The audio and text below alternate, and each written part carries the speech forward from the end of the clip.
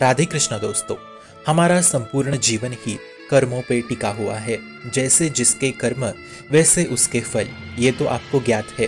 परंतु ये मानव जीवन हमें इसी कारण प्राप्त हुआ है ताकि हम हमारे सारे प्रारब्धों को नष्ट कर हमारी आत्मा को इस मृत्यु रूपी चक्र से छुटकारा दिलवाए, जिसके लिए हम वर्तमान स्थिति में तो भगवत मार्ग पे चल रहे हैं, परंतु फिर भी पूर्व जन्मों के प्रारब्ध हमें आज भी तकलीफ देते हैं, जिसे हम बुरे या अशुभ कर्म कहते हैं।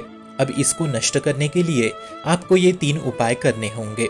तो सबसे पहला होगा त्याग अभिमान का, अर्थात इस देह पे अभिमान करना, उनकी चेष्टाओं पे अभिमान करना, ये बहुत हानिकारक है। भगवत मार्ग में सबसे ज्यादा खतरा अभिमान से है। जैसे काम वासना, क्रोध, लोभ आदि से तो आश्रय नहीं छूटता, क्योंकि इससे जलन पैदा होती है जो भोगने के बाद मिट भी जाती है, पर इनसे आश्रय नहीं छूटता प्रभु का, परंतु अभिमान से प्रभु का आश्रय छूटता है।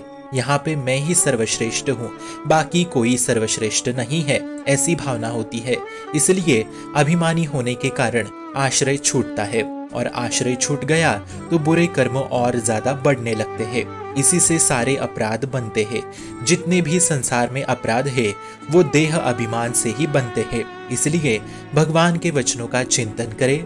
यंत्रारूढ़ान मम माया, अहंकार के कारण ही सबसे ज्यादा शुभ अशुभ कर्म बनते हैं, जिसे भोगना पड़ रहा है। इसीलिए जन्म मृत्यु का खेल चल रहा है।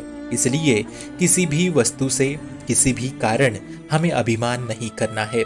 हमें अहंकार रहित होना ही पड़ेगा, जिसका वर्णन प्रभु गीता में भी करते हैं कि अहंकारित पुरुष कभी भी शांति, परमात्मा और सुख को प्राप्त नहीं कर सकता। इसलिए ज्यादा से ज्यादा नाम जप करें, जिससे अभिमान नष्ट होता चला जाएगा, और अधिक साधना से ही अहंकार नष्ट होता है, तथा भगवत प्राप्ति तो केवल और केवल कृपा से ही होती है। ये हमेशा याद रखें। ये हो गया पहला उपाय। अब जानते हैं दूसरा उपाय, जो है नाम जप और वैष्णव अपराध। सभी वर्णों के, सभी जाति के, सभी प्रकार के कोई भी प्रभु के चरणों का सहारा लेके यदि नाम जप करे तो वो ऊंची से ऊंची पद को प्राप्त कर सकता है। कहीं भी कोई भी आश्रित होके नाम जप करे तो वो निश्चित ही प्रभु को प्राप्त कर सकता है। शुद्ध, अशुद्ध, पवित्र, अपवित्र, सदाचारी, दुराचारी, इन सबको भगवत प्राप्ति करने में सामर्थ्यशाली है नाम। अब इन नाम जापकों को ही वैष्णव कहा गया है।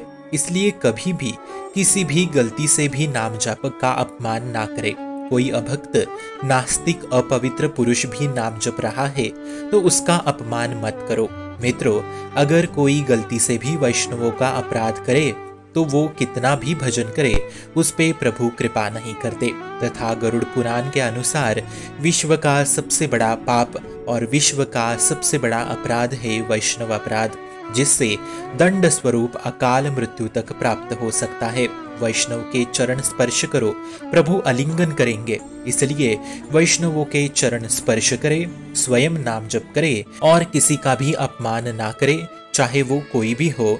जाने दो करके सहन कर लो स्वयं का अपमान। इससे अशुभ कर्म खत्म होते हैं और साथ ही शुभ कर्म बढ़ते हैं।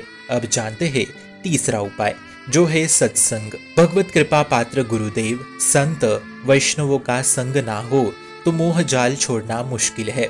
बड़ा दलदल है मोह, ये कृपा से ही खत्म होता है। इसलिए सबसे बड़ा जादू है किसी के मन का परिवर्तन करना, जो हमारे संत सत्संग के द्वारा ये कर रहे हैं। संसार रूपी मन को भगवत मार्ग में लगाना बड़ा कठिन कार्य है, और ये कार्य केवल और केवल सत्संग से ही सफल होता है। क्योंकि यदि मन संसार में है तो अशुभ कर्म बढ़ेंगे ही बढ़ेंगे। इसको मिटाने के लिए हमें भगवत मार्ग में आना जरूरी है, जिसके लिए मन को राजी करने के लिए हमें सत्संग सुनना ही होगा। चाहे जितने भी माया में फंसे रहो, पर सत्संग सुनते हो तो समझ लो माया जल्द ही परास्त होने वाली है। इसलिए डरना नहीं, घबराना नहीं, यात्रा लंबी है। अहंकार को त्याग करके नाम जपे, वैष्णवों का आदर और सम्मान करे, और साथ ही सत्संग सुनते रहे। फिर इसी से ही बुरे और अशुभ कर्म नष्ट होने हैं। शुभम भवतु कल्याणमोस्तु। भक्ति का प्रसार करने हेतु इस चैनल को अपने मित्र और परिवार संग शेयर जरूर करें और भक्ति दृढ़ करने हेतु इस चैनल को सब्सक्राइब करना ना भूले। राधे राधे।